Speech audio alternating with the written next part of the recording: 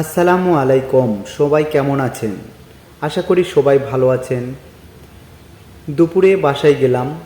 যাওয়ার পরে আমার ছেলে মেয়ে, আজকে ছুটির দিন, বলল বাবা আজকে নতুন কিছু রান্না করো, যা আমাদের খুব পছন্দ হয়।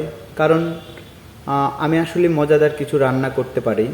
এটা আসলে আমাকে শিক্ষা দিয়েছে ইউটিউব থেকে।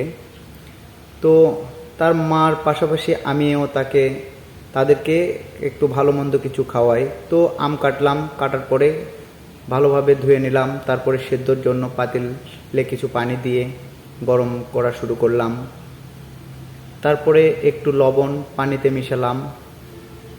মিশানোর পরে আমগুলো পাতিলের মধ্যে দেওয়া শুরু করলাম।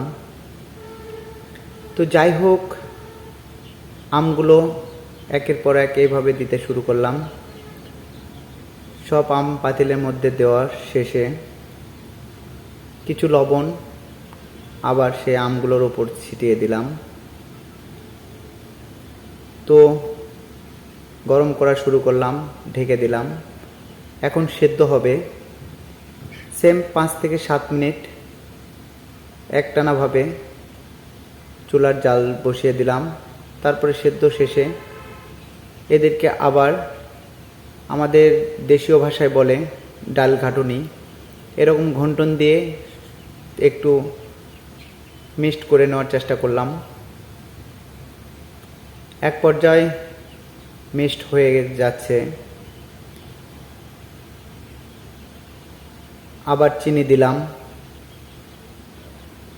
চিনি দিয়ে জাল শুরু করলাম। টকবক টকবক একটা শব্দ হচ্ছে।